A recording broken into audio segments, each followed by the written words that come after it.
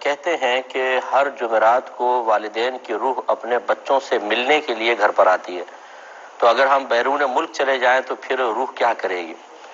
دیکھیں، پہلی بات تو یہ کہ بچوں سے ملنے نہیں آتی ہے، بلکہ اگر بچے نہ بھی ہوں کسی کے تو پھر کیا آئے گی نہیں۔ وہ ایک حدیث کے مطابق ارواح آتی ہیں اور ایصال ثواب اور دعاؤں کا مطالبہ کرتی ہیں کہ ہمیں یاد رکھو، ہمارے لیے ایصال ثواب کرو یا ہمارے لیے دعا کرو۔ یہ بالکل حدیثیں ایسی موجود ہیں، اور یہ اچھی طرح یاد رکھیں کہ جب انسان کی روح اس کے جسم کی قید سے آزاد ہو جاتی ہے تو اس کے لیے دور اور نزدیک یکساں ہو جاتا ہے۔ یہ اچھی طرح یاد رکھیں، وہ ایک لمحے کے اندر، ایک لمحے میں سفر طے کرتی ہے ہزاروں میل دور کا۔ جیسے کہ جب انسان سوتا ہے تو نبی کریم صلی اللہ علیہ وسلم کے فرمان عالی شان کے مطابق اس کی روح کائنات میں سفر کرتی ہے، سیر کرتی ہے۔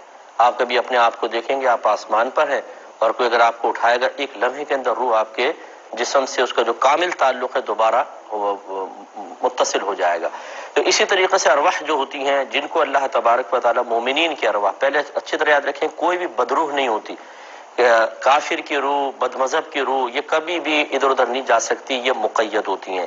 صرف مومن کی روح کو اجازت ہوتی ہے، اور وہ بھی ہر روح کو نہیں۔ اللہ تعالیٰ چاہے تو کسی روح کو مکمل اجازت دے دے، وہ جہاں مرضی گھومے پھرے، تو اس وہ اگر بالفرض یہاں سے مکے جانا چاہے تو لمحے بھر کے اندر وہ پہنچ سکتی ہے۔ اللہ تبارک و تعالیٰ اسے اتنی طاقت اور قوت عطا فرما دیتا ہے۔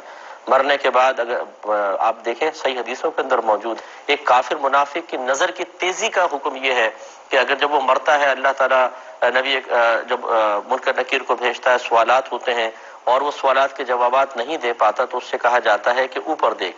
وہ دیکھتا ہے تو ساتوں آسمانوں کے اوپر اس کو جنت نظر آتی ہے، اور کہا جاتا ہے اگر تو سوالات کے صحیح جواب دیتا تو یہ تیرا ٹھکانہ تھا۔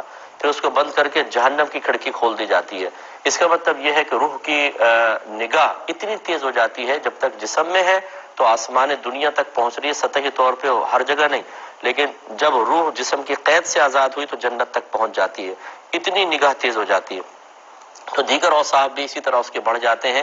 تو خلاصہ کلام یہ ہے کہ اولاد چاہے کہیں پر بھی ہو، رشتہ دار کہیں پر بھی ہوں، ارواح اگر اللہ تعالیٰ ان کو اجازت دے تو لمحے بھر میں آپ کے پاس دبئی میں بھی آ کر وہ فریاد کر سکتے ہیں۔ بہتر یہ ہے کہ ان کو فریاد کرنے کا موقع ہی نہ دیا جائے، بلکہ ان کو اپنی دعاؤں میں مستقل یاد رکھا جائے اور تسلسل سے ایصال ثواب، بلکہ ان کے لیے کوئی بہت بڑا ثواب جاریہ کیا جائے تو انشاءاللہ ان کی روح بہت ہی سکون سے رہتی ہے۔